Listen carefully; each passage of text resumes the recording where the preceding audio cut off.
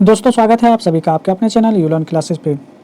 आज का वीडियो भी आपका नन हिंदी ही है और इसका हम लोग पार्ट 3 लेकर आए जिसका नाम है कर्मवीर। तो जैसा कि आप लोग को मालूम ही होगा कि हम लोग नन हिंदी के एक एक चैप्टर को पढ़ने वाले हैं और इससे जितने भी सवाल होते हैं वो सारे सवाल को भी हम लोग बनाने वाले हैं। तो चलिए हम लोग अपने वीडियो को शुरू करते हैं और शुरू करने से पहले आप लोगों से एक गुजारिश है, यदि आप हमारे चैनल पर नए हैं तो हमारे चैनल को सब्सक्राइब करें और अपने दोस्तों में शेयर जरूर करें, इससे हमें हौसला मिलता है। तो चलिए आज के यानी पाठ अध्याय 3 या पाठ 3 कर्मवीर को देखते हैं। कर्मवीर के बारे में थोड़ा सा जान लेते हैं कि कर्मवीर के यानी कौन रचयिता है ना, उनके बारे में थोड़ा जान लेते हैं। तो कर्मवीर कविता है और इसको अयोध्या सिंह उपाध्याय यानी हरिओध जी के द्वारा ये लिखित प्रसिद्ध कविता है। ये बहुत ही प्रसिद्ध कविता है। इस कविता के द्वारा कवि जो है भारत के लोगों को एक प्रेरणा दे रहे हैं, एक मिसाल दे रहे हैं कि साहसी और कर्मवीर बने तथा धर्म और विज्ञान आदि के क्षेत्रों में उन्नति करें। अर्थात कहने का मतलब यह है, कवि यह कहना चाह रहे हैं कि हम लोग को अपने कड़ी मेहनत और लगन से उसे करते ही रहना चाहिए जब तक आप उसे हासिल ना कर पाएं। तो चलिए इसके अंदर बहुत सारी बात है जो हम पढ़ेंगे और समझने की कोशिश करेंगे। अब हम लोग इसे पढ़ना शुरू करते हैं और समझने की भी कोशिश करेंगे। तो कविता इस प्रकार से है कि देख बाधा विविध बहुविधन घबराते नहीं, रह भरोसे भाग के दुख भोग पछताते नहीं। काम कितना ही कठिन हो किंतु उकताते नहीं, भीड़ में चंचल बने जो वीर दिखलाते नहीं। हो गए एक आन में उनके बुरे दिन भी भले, सब काल में वही मिले फूले फले। तो इस पंक्ति के माध्यम से कवि यानी कवि जो हरिओध सिंह जो है कवि, ये क्या कहना चाह रहे हैं? इस पंक्ति के द्वारा हमें यह कहना चाह रहे हैं कि संसार में जो भी आदमी है, जितने भी मनुष्य है, वो जो है कहने मतलब विधन का मतलब होता है बाधा को देकर घबराना नहीं चाहिए, मुसीबत को देकर घबराना नहीं चाहिए। वही उन्नति के यानी रास्ते पर होते हैं, वही यानी कहने मतलब उन्नति हासिल करते हैं जो अपने काम से संबंधित वक्त बिताते हैं। कभी ये भी कहना चाहते हैं कि हम लोग को कर्मवीर बनना चाहिए, यानी कामों में लगनशील बनना चाहिए, एकदम कामों को करते रहना चाहिए। संकट बाधाओं आदि के आ जाने पर घबराना नहीं चाहिए, बल्कि उनसे जूझने की क्षमता रखनी चाहिए, यानी उसका सामना करने की क्षमता होनी चाहिए।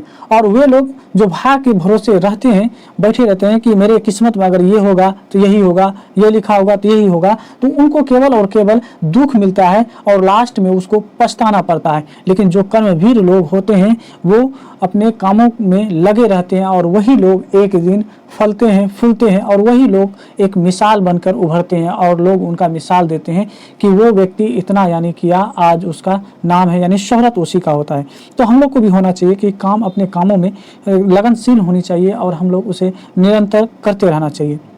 चलिए दूसरे यानी अब हम लोग यानी पंक्ति को पढ़ेंगे और उसे भी समझने की कोशिश करेंगे। आज करना है जिसे करते उसे हैं आज ही, सोचते कहते हैं जो कुछ कर दिखाते हैं वही, मानते जी की है सुनते हैं सदा सबकी कही, जो मदद करते हैं अपनी इस जगत में आप ही, भूल कर वे दूसरों का मुंह कभी तकते नहीं, कौन ऐसा काम है वे कर सकते नहीं। इस पंक्ति के माध्यम से कवि कहना चाहते हैं कि कर्मवीर व्यक्ति किसी भी कार्य को कल पर नहीं छोड़ते, जिस काम को आज करना होता है उसे आज ही पूरा करते हैं। और वे लोग जो कुछ सोचते हैं या जो कुछ भी कहते हैं वही काम करके दिखाते हैं। उनकी कथनी और करनी में यानी कि जो कहता है या जो करता है उसमें कोई अंतर नहीं होता। वे सबके द्वारा कही गई बातों पर ध्यान से सुनते हैं और मानते भी हैं।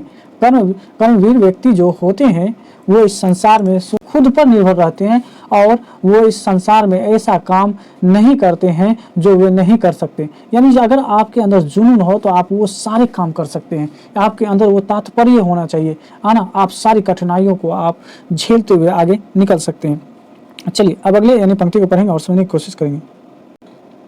जो कभी अपने समय को यूं बिताते हैं नहीं, काम करने की जगह बातें बनाते हैं नहीं, आजकल करते हुए जो दिन गवाते हैं नहीं, यत्न करने में कभी जो जी चुराते हैं नहीं, बात है वह कौन जो होती नहीं उनके लिए, वे नमूने आप बन जाते हैं औरों के लिए।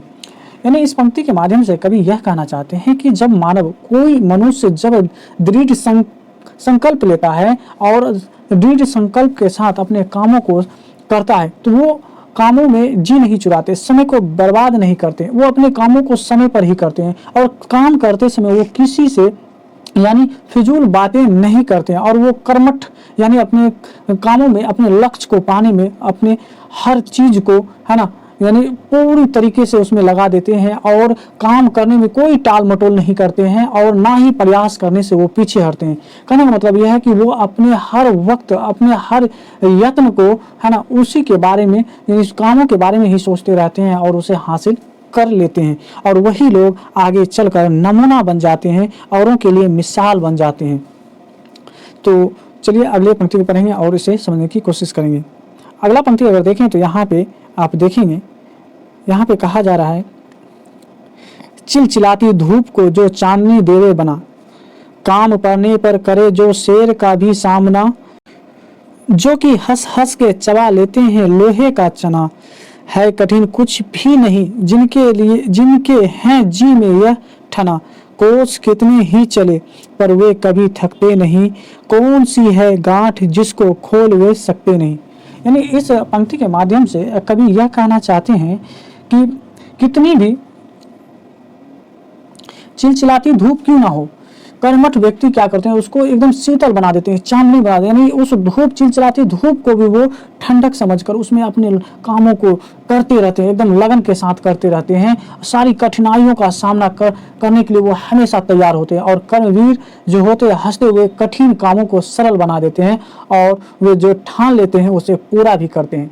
और कर्मवीर व्यक्ति के लिए कोई भी चीज़ असंभव नहीं, कोई भी ऐसा चीज़ नहीं जो नामुमकिन हो, उनके लिए हर एक चीज़ मुमकिन होता है क्योंकि वो किसी भी काम को दिल से करता है और चांदनी समझकर, चिलचिलाती धूप को भी चांदनी समझकर उसमें वो हंस हंस कर अपने कामों को पूरा करते हैं, अंजाम देते हैं। तो इस तरह से हम लोगों को भी कड़ी मेहनत करनी चाहिए। चलिए अगले पंक्ति को पढ़ेंगे और समझने की कोशिश करेंगे। देखिए इस पंक्ति में बहुत ही मज़ेदार बात है। देखिए हर एक पंक्ति जो है हमें एक प्रेरणा देती है, एक उत्साह देती है कि हम लोगों को भी करना चाहिए, हम लोग भी ऐसे ही मेहनत करें ताकि अपने मंजिल को, अपने लक्ष्य को है ना आसानी से पा सकें।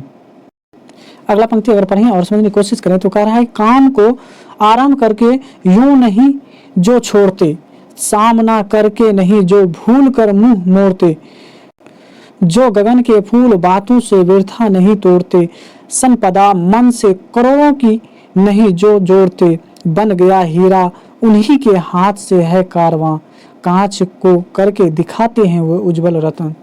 देखिए इस पंक्ति के माध्यम से कवि यह कहना चाहते हैं कि जो व्यक्ति काम को शुरू करके नहीं छोड़ते हैं और किसी भी काम का सामना करके उससे मुंह नहीं मोड़ते, यानी कोई भी चीज का जब सामना किसी चीज को ठान लिया तो ठान लिया, उसे करना ही करना है, चाहे वो आपके लिए गगन और जो पाताल की ही क्यों नहीं दूरियां हो, यानी इतना फासला क्यों ना हो, लेकिन वो अपनी कड़ी मेहनत से उसे लगे रहते हैं और उसे करते रहते हैं।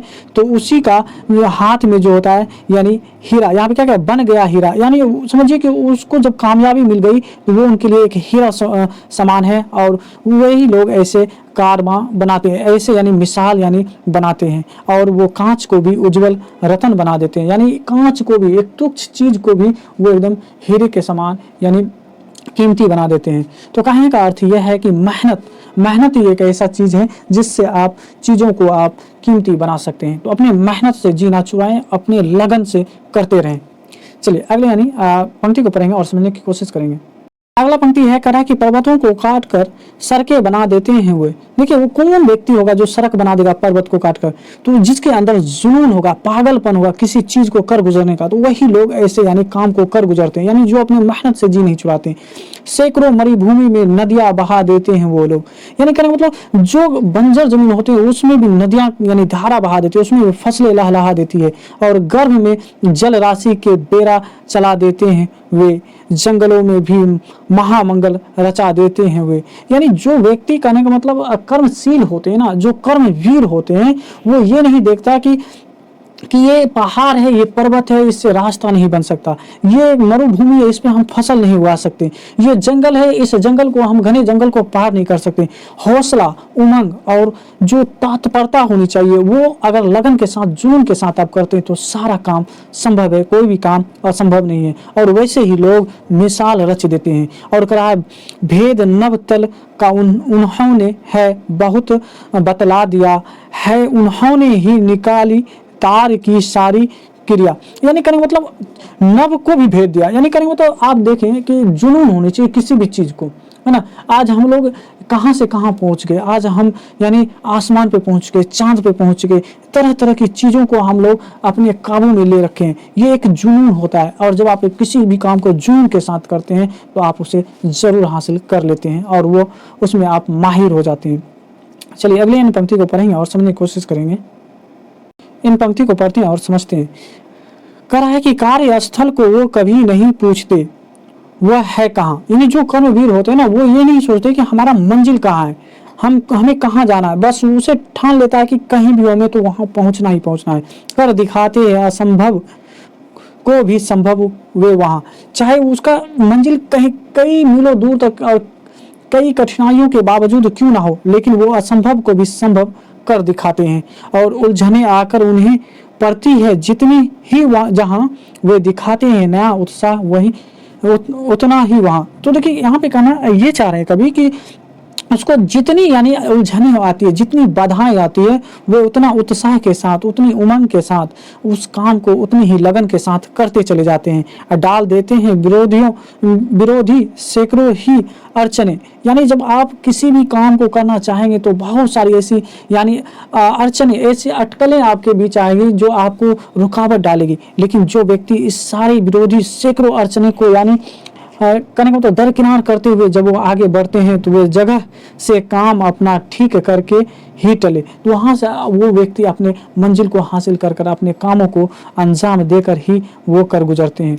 तो कभी इस पंक्ति के माध्यम से हमें यह कहना चाह रहे हैं, ये बताना चाह रहे हैं कि हमारा मंजिल भले ही कई कठिनाइयों के बावजूद क्यों ना हो, भले वो असंभव ही क्यों ना हो, लेकिन आप उसे ठान लेते हैं तो वो आपके लिए एक संभव हो जाता है।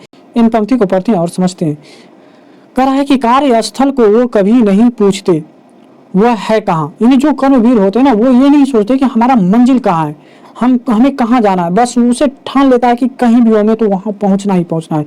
कर दिखाते हैं असंभव को भी संभव वे वहां, चाहे उसका मंजिल कहीं कई मीलों दूर तक और कई कठिनाइयों के बावजूद क्यों ना हो, लेकिन वो असंभव को भी संभव कर दिखाते हैं। और उलझने आकर उन्हें पड़ती है जितनी ही जहां वे दिखाते हैं नया उत्साह वही उतना ही वहां। तो देखिए यहाँ पे कहना ये चाह रहे हैं कभी कि उसको जितनी यानी उलझने आती है, जितनी बाधाएं आती है, वो उतना उत्साह के साथ, उतनी उमंग के साथ उस काम को उतनी ही लगन के साथ करते चले जाते हैं। डाल देते हैं विरोधी सैकड़ों ही अड़चने। यानी जब आप किसी भी काम को करना चाहेंगे तो बहुत सारी ऐसी यानी अड़चने, ऐसी अटकलें आपके बीच आएगी जो आपको रुकावट डालेगी। लेकिन जो व्यक्ति इस सारी विरोधी सैकड़ों अड़चने को यानी करेंगे तो दरकिनार करते हुए जब वो आगे बढ़ते हैं तो वे जगह से काम अपना ठीक करके ही टले, तो वहाँ से वो व्यक्ति अपने मंजिल को हासिल कर कर अपने कामों को अंजाम देकर ही